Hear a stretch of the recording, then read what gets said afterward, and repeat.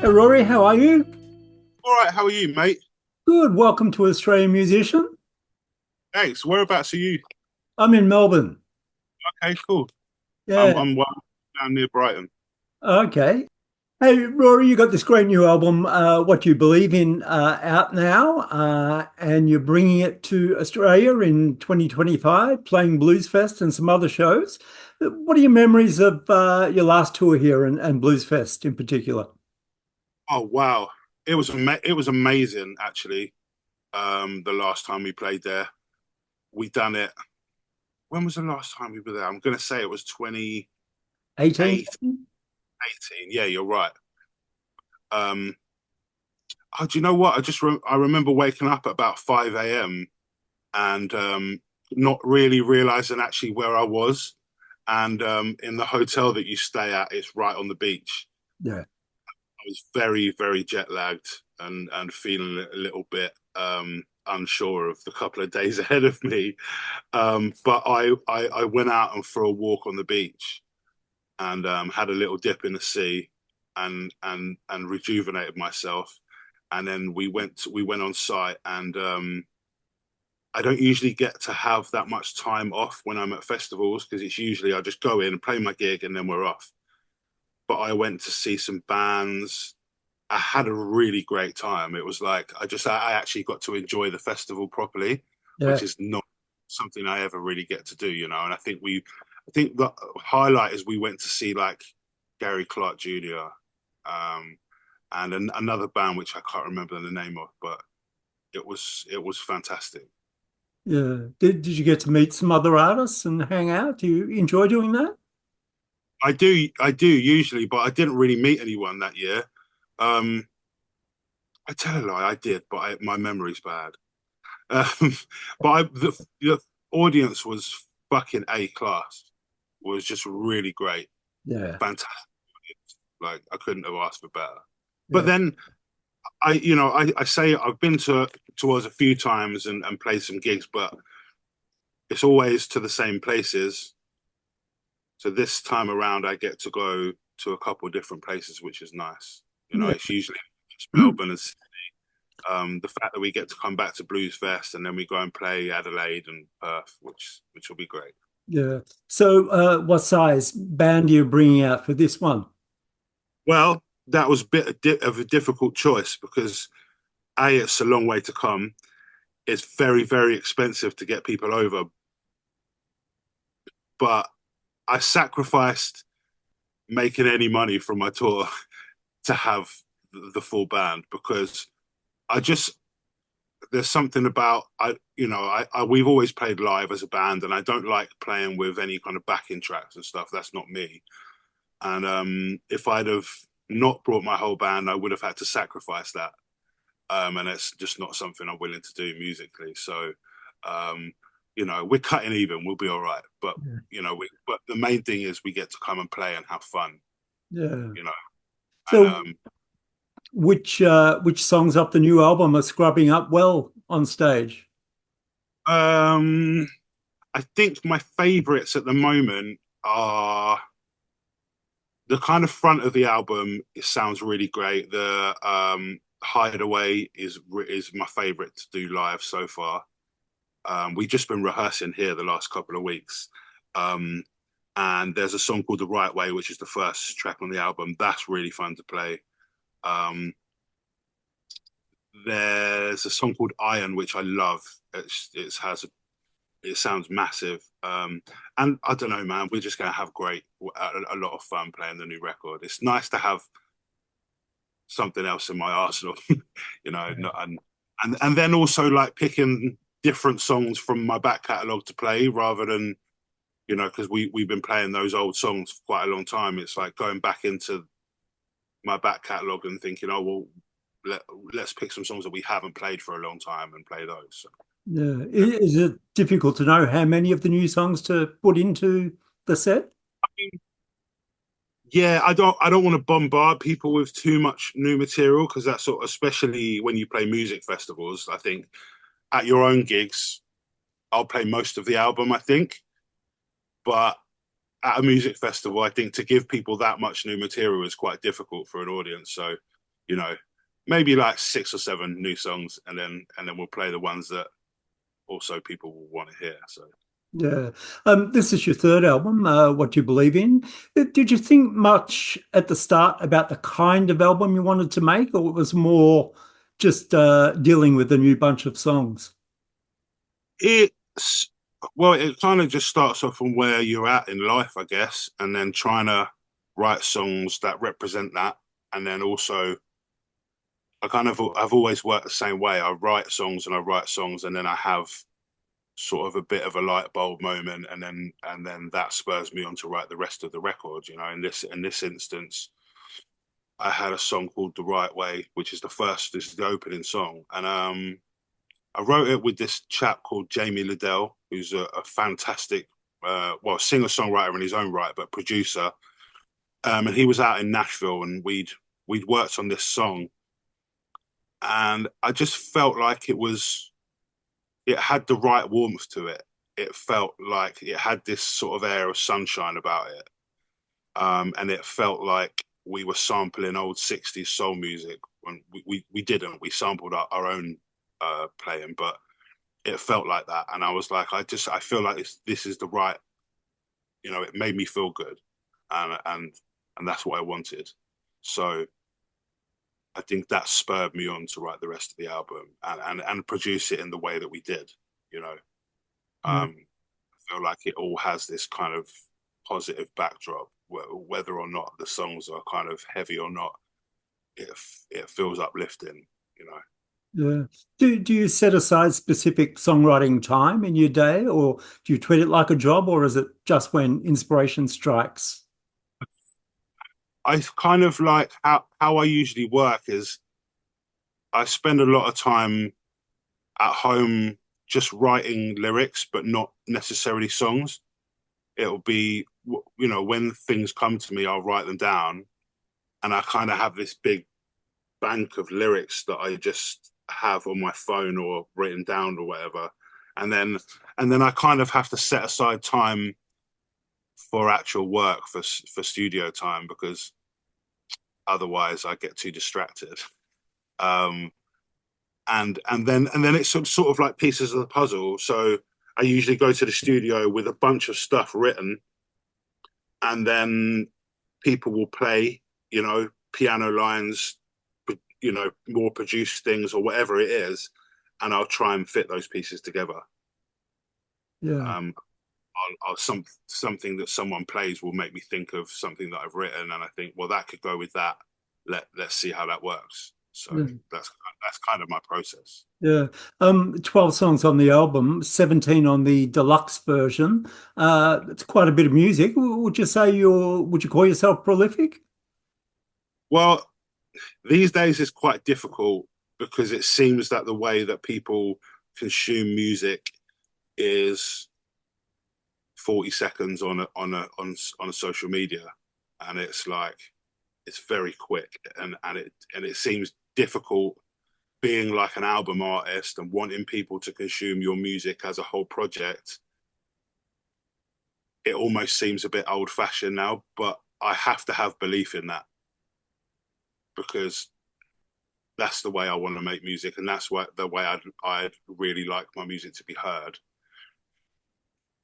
Whether that's a bit of a pipe dream nowadays, I don't know. But people, but it is. There are things that like people still are buying vinyl and still listening to records. And I think if you've gone to that, if you've spent that money on a record, then hopefully that means that you're going to listen to it back to front. I don't know, but yeah. Yeah. So, what were the records that got you through your teens? Oh, I think before that, it was just my mum and dad's music. And that was that, and that's how come I kind of got so into blues was their influence. But then I kind of in my teens, it was kind of a mix of a lot of metal, stuff like Guns N' Roses, especially the Appetite for Destruction album was my absolute favorite when I was like 13. It was just like I had it in my tape player for about 2 years nonstop. Pearl Jam. I really love Pearl Jam. Um, Australian bands, Silverchair. I really loved Silverchair and Nirvana, Metallica, stuff like that. But then also like loads of neo soul and hip hop. So bands like The Roots, like De La Soul and stuff like that. So I had like a real mixed bag in my teens, but it was mostly like big bands and then kind of hip hop groups. That was my thing. Yeah. So you're into this soul blues thing at the moment. Do you see yourself maybe going back to the metal in the future and doing Well, some we, sort of we project? just we were just figuring out what songs that we put in our set from the old days, and I came across this song called "Hard Came the Rain," and that's probably the most kind of rock thing that I've ever done, I guess. And it's so much fun to play live that I think I would quite like to make a big sort of guitar album at some point. I Yeah. don't know when the time is for that, but Yeah. Speaking of guitars, I saw a clip of you performing on BBC Radio 2. You had a oh yeah, beautiful Martin guitar that you were playing, an acoustic guitar. Is that your main songwriting guitar? yeah. I like Martins. I never used to be able to afford one, I've got a couple now. I do pretty much just write on guitar. I play like enough piano to get by. Not on stage though, because my timing is not so good. But yes, the guitar is my main instrument. Yeah, I've also seen you with a red Strat. What was your first guitar? Um, well, actually, I did. I was lucky because I grew up in a house with lots of guitars in it, but I was never really allowed to touch the sort of the more expensive ones. Did you enjoy playing an instrument on stage, or you like to just concentrate on singing? Oh, I do enjoy it. I think there's a certain element of nervousness about playing on stage because when I first started out, I would only ever play for myself. So I think it took me quite a while to play with other people because my sense of timing was always a bit off.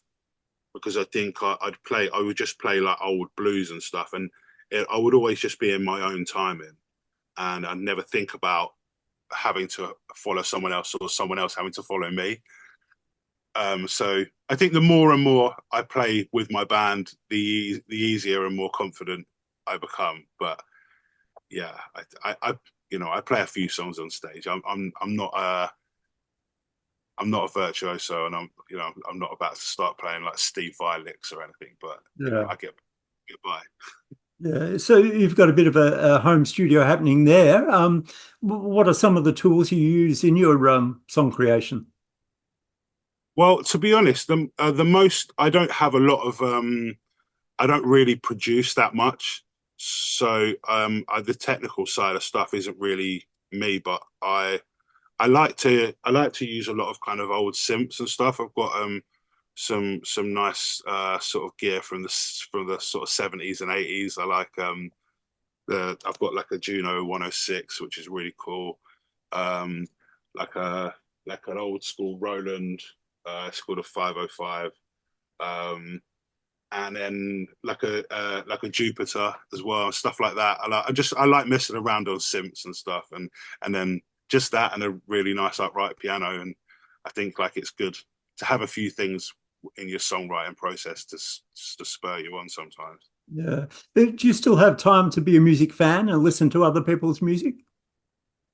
Yeah, I thought I sort of sometimes find myself going to the same stuff, and I'm a bit of a sucker for nostalgia, and I get up in the morning. I'm like, oh, what do I want to listen to today? And I find myself listening to like late '90s Radiohead or whatever, and I'm listening to the same music. But yeah, now and again something will catch my ear, and I recently started getting into what's this girl called Olivia Dean, who I really love. I think she's amazing.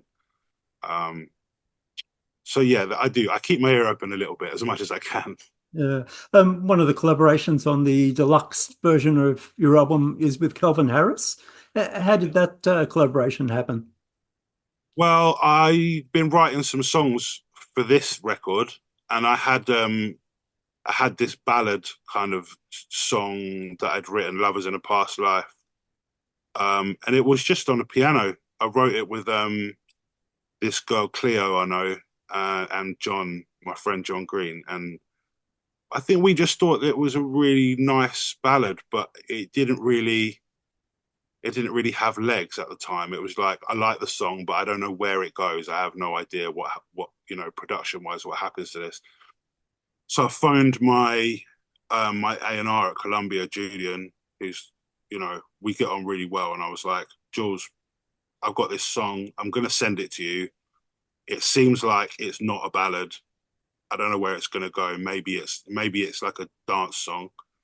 And I said, maybe put the feelers out and someone to produce it. And he said, you remember that song Giant that you did a few years ago? He was like, we could try Calvin again because that was pretty great, you know. And I said, look, if you think you can make it happen, then ask him, you know. And we sent him the song, and he was like, you basically just sent me a whole song, so thanks. I'm gonna do my thing and make it. I'm gonna make it Harris version of your song, and then we'll go from there. And then I heard the finished version. I was like, it's great. And I love what he does, and I love the fact that he could turn something that was literally just a piano and a vocal ballad into this big dance song. Because I wouldn't even know where to start. So. Yeah. You turned 40 in January. Any celebration plans? Yeah, I think we're gonna have a party. I'm not really one for parties, to be honest. Not especially when they're celebrating me, because I feel a bit silly in those situations. But I think I discussed it with a few of my mates, and I was like, we should have a bit of a rave up for my 40th. I feel like it's the right thing to do. It might take me a week to get over, but it's the right thing. And what are you looking forward to most about the upcoming Australian tour? I think, well, first of all, going to those couple of places that I've never been before. I'm looking forward to going to Byron. I think Bluesfest is going to be amazing. And just to see the Australian people again, and just get talking to people, and hopefully just get to meet some locals and stuff. And that's always the best thing about going to new places, or places so far away that you get to go and get in a bit with people's culture and get to meet people. I Yeah. just think that's. So when you look back at your career, what are you most proud of? Um, what am I most proud of? That's a difficult question. I think I've tried not to compromise. Um, I think I've always seen music as something that should be free and it should be fun. And I've tried to just stay authentic to my own ideas of what music is, and try to not let anyone else kind of bastardize that, so to speak. Yeah. All right, Rory. Well, it's been great to chat, and we look forward to seeing you back in Australia very soon. Very much, mate. It's been my pleasure.